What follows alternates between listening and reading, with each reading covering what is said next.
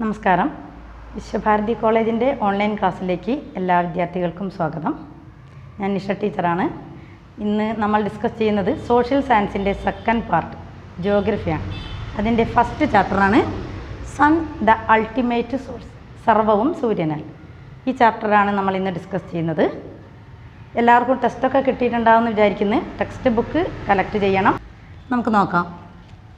Atmospheric temperature, അന്തരീക്ഷ താപത്തിൻ്റെ പ്രസരണം, അതിനെപ്പറ്റിയാണ് നമ്മൾ ഈ ചാപ്റ്ററിൽ പഠിക്കുന്നത്. അറ്റ്മോസ്ഫറിക് ടെമ്പറേച്ചർ, ഏതൊക്കെ രീതിയിലാണ് അന്തരീക്ഷ താപനം ഭൂമിയിൽ പ്രസരിക്കുന്നത്, അതാണ് നമ്മൾ പഠിക്കുന്നത്. നമ്മുടെ ഭൂമിയിൽ പല സ്ഥലങ്ങളിലും നിങ്ങൾക്കറിയാം താപത്തിൻ്റെ പ്രസരണം പല രീതിയിലാണ് അല്ലേ. ടെമ്പറേച്ചർ എങ്ങനെയൊക്കെയാണ് പല രീതിയിലും പല സ്ഥലങ്ങളിലും വ്യത്യസ്തമായി അനുഭവപ്പെടുന്നുണ്ട്. ഉദാഹരണത്തിന് ഇന്ത്യയിൽ തന്നെ കേരളത്തിൻ്റെ താപനിലയല്ല ഇപ്പോൾ തമിഴ്നാട്ടിലേതല്ല ജമ്മു കാശ്മീരിനുണ്ടാവുക. അപ്പോൾ അതേപോലെ വ്യത്യസ്തമായ താപം പല രീതിയിലും പ്രചരിക്കുന്നതിൻ്റെ ഭാഗമായിട്ട് അത് എങ്ങനെയാണ്, ഏത് രീതിയിലാണ് അത് സംഭവിക്കുന്നത് എന്നാണ് നമ്മൾ ഇപ്പം പഠിക്കുന്നത്. What are the causes and consequence of the temperature, അതാണ് നമ്മൾ നോക്കുന്നത്.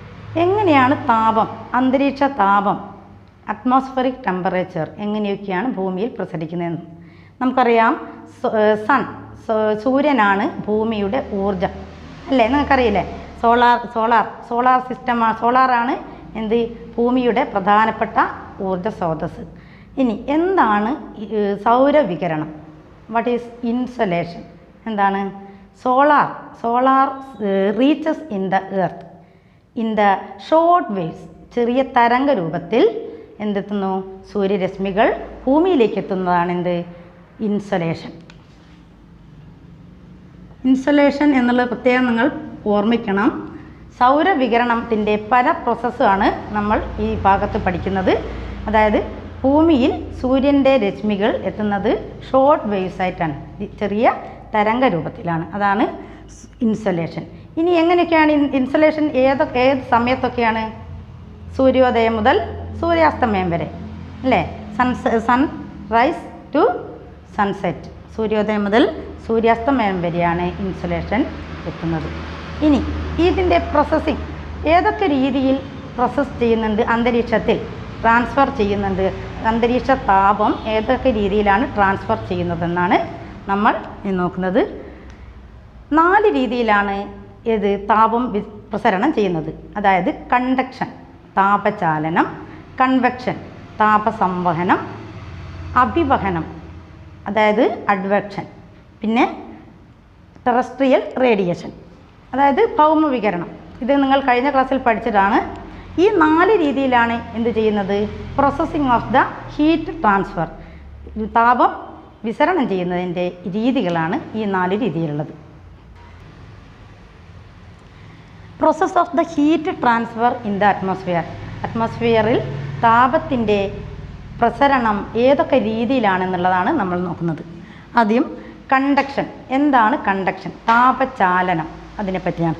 Heat transfer to the part of the atmosphere of the close of the hot surface of the earth, അതായത് ഭൂമിയുടെ ഭൗമോപരിതലത്തിൻ്റെ തൊട്ട മേല മാത്രം അന്തരീക്ഷത്തിൽ ചൂട് തങ്ങി നിൽക്കുന്നതാണ് എന്ത് കണ്ടക്ഷൻ, താപചാലനം. മനസ്സിലായല്ലോ. ഭൂമിയുടെ ഉപരിതലത്തിൻ്റെ തൊട്ടമേലെ മാത്രമാണ് ചൂട് തങ്ങി നിൽക്കുന്നുള്ളൂ, അതാണ് കണ്ടക്ഷൻ എന്ന് പറയുന്നത്. അതാണ് ഒരു രീതി. മറ്റൊരു രീതിയാണ് കൺവെക്ഷൻ, അതായത് താപ സംവഹനം. இந்த ചിത്രത്തിൽ കാണുന്ന പോലെ heated air expand and rises up, അതായത് ചൂടുള്ള എയർ, അത് താപം മേലോട്ട് ഉയർന്നു പോകുന്നുണ്ട്. അതായത് സൂര്യനിൽ നിന്നുള്ള സൂര്യരശ്മി ഊർജം ഏതൊക്കെ രീതിയിലാണ് ഭൂമിയിൽ നിന്നും പ്രസരിക്കുന്നതെന്നാണ് നമ്മൾ നോക്കുന്നത്. കൺവെക്ഷൻ എന്നതിൽ, അതായത് താപ സംവഹനത്തിൽ ചൂടുള്ള വായു മുകളിലോട്ട് ഉയരുന്നതായാണ് കാണുന്നത്. 2 രീതി പഠിച്ചല്ലോ. ഇനി മൂന്നാമത്തത് അഡ്വെക്ഷൻ, അഭിവഹനം. എന്താണ് അഭിവഹനം എന്ന് പറയുന്നത്, അതായത് horizontal transfer of the heat throw wind, അതായത് കാറ്റിനനുസരിച്ച്, തിരശ്ചീന തലത്തിൽ കാറ്റിനനുസരിച്ച് ചൂടുവായു പ്രവഹിക്കുന്നതാണ് എന്ത് അഭിവഹനം അഥവാ അഡ്വെക്ഷൻ. ചിത്രത്തിൽ കാണുന്ന പോലെ ചൂടുവായു തിരശ്ചീന തലത്തിൽ സൈഡിലെ ഭൂമിയുടെ ഉപരിതലത്തിൽ നിന്നും സൈഡിലേക്ക് കാറ്റിൻ്റെ ഗതിക്കനുസരിച്ച് തിരശ്ചീന തലത്തിൽ പ്രവഹിക്കുന്നതാണ് അഭിവഹനം അഥവാ അഡ്വെക്ഷൻ. അടുത്തത് ടെറസ്ട്രിയൽ റേഡിയേഷൻ. നിങ്ങൾ പഠിച്ചിട്ടുണ്ടാവും ഭൗമവികിരണം. എന്താണ് ഭൗമവികിരണം? കഴിഞ്ഞ ക്ലാസ്സിലൊക്കെ നിങ്ങൾ പഠിച്ചതാണ്. എങ്ങനെയാണ് what is terrestrial radiation? Heat transferred the surface of the earth, അതായത് ഭൂമിയുടെ മുകളിൽ നിന്നുള്ള ചൂടുള്ള വായു എന്ത് ചെയ്യുന്നു? Outer space form of longer waves, അതായത് ദീർഘതരംഗ രൂപത്തിൽ ചൂടുള്ള വായു ഭൂമിയുടെ ഉപരിതലത്തിൽ നിന്നും മുകളിലോട്ട് ഉയർന്നു പോകുന്നു. അപ്പോൾ അങ്ങനെ മുകളിലോട്ട് ഉയർന്നു പോകുമ്പോൾ ആ വായു അന്തരീക്ഷത്തിലെ പൊടിപടലങ്ങളൊക്കെ തട്ടുന്നുണ്ട്, പൊടിപടലങ്ങളിൽ തട്ടി പ്രസരിച്ചു പോകുന്നുണ്ട്. ആ ഒരു രീതിയാണ് this process is known as terrestrial radiation, അതായത് ഭൗമ വികിരണം. ഇങ്ങനെ 4 രീതിയിലുള്ള പ്രോസസ്സിംഗ് ആണ് heat transfer in the atmosphere. അറ്റ്മോസ്ഫിയറിൽ നടക്കുന്നത് 4 രീതിയിലുള്ള പ്രോസസ്സിംഗ് ആണ്: conduction, advection, convection, terrestrial radiation. ഈ രീതി ചിത്രത്തിൻ്റെ സഹായത്തോടെ തന്നെ നിങ്ങൾ പഠിക്കണം, അല്ലെങ്കിൽ എന്തായി പോവും? കൺഫ്യൂഷൻ ആകുന്ന സംഭവമാണ്. എക്സാമിന് ഓരോന്നും പ്രത്യേകമായി ചോദിക്കും, അല്ലെങ്കിൽ ഇത് ഒന്നിച്ചൊരു എസ് ആയിട്ട് ചോദിക്കാൻ സാധ്യതയുള്ളതാണ്. അപ്പോൾ ഓരോന്നും മാറിപ്പോകാൻ സാധ്യതയുള്ള കണ്ടക്ഷൻ ആൻഡ് കൺവെക്ഷൻ മാറിപ്പോകരുത്. രണ്ടും പ്രത്യേകം ഓർമ്മിക്കുക. ഒന്ന് മുകളിലോട്ട് പോകുന്നതാണ്, മറ്റൊന്ന് അന്തരീക്ഷം ഭൗമോപരിതലത്തിൽ കുറച്ച് സ്ഥലത്തേക്ക് മാത്രം തങ്ങി നിൽക്കുന്ന രീതിയിലാണ്.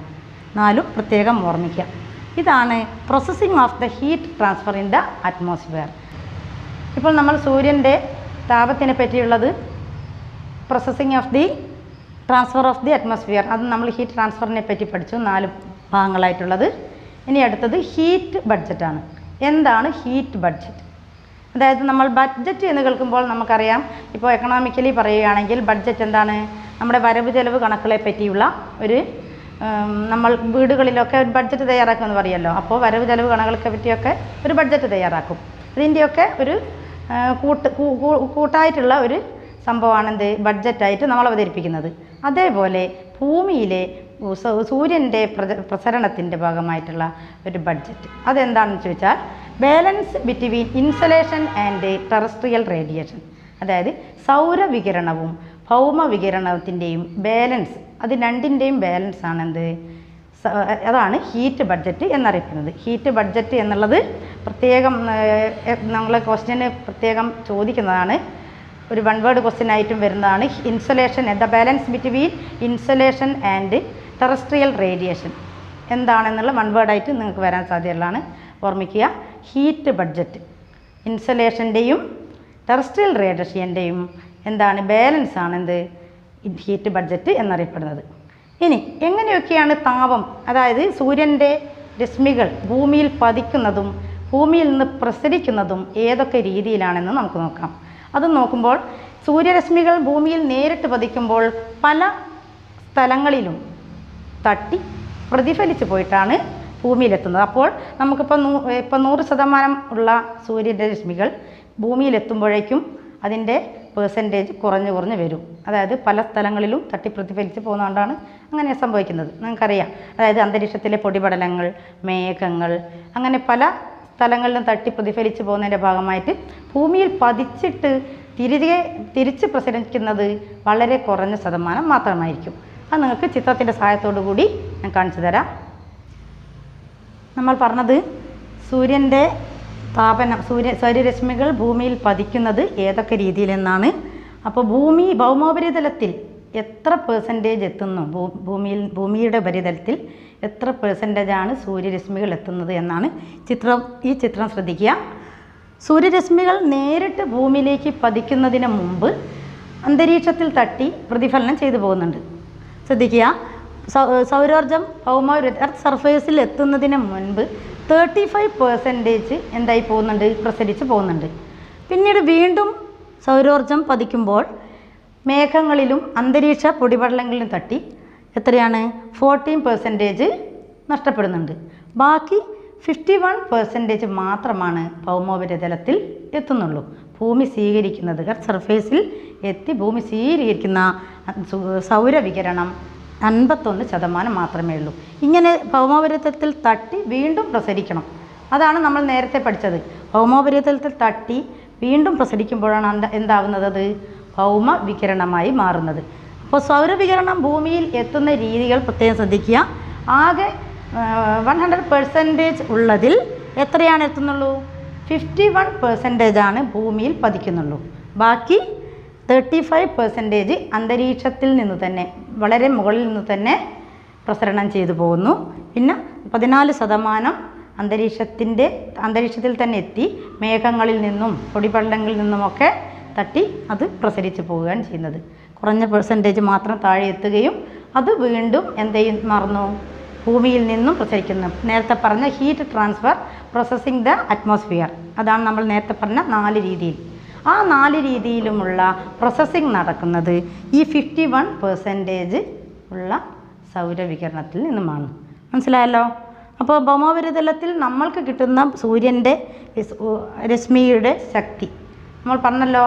Solar energy the source of the earth. ഭൂമിയുടെ ഊർജ്ജ സ്രോതസ് തന്നെ എന്താണ്? സൂര്യനാണ്. ആ സൂര്യൻ്റെ രശ്മികൾ ഭൂമിയിൽ എത്തുന്ന രീതി, ആ രീതിയാണ് നിങ്ങളിപ്പോൾ പഠിച്ചത്. ആ 4 രീതിയിലുള്ള താപപ്രസരണവും ഭൂമിയുടെ അന്തരീക്ഷത്തിൻ്റെ തുലനം നിലനിർത്തുന്നതാണ്. അപ്പോൾ മനസ്സിലായല്ലോ?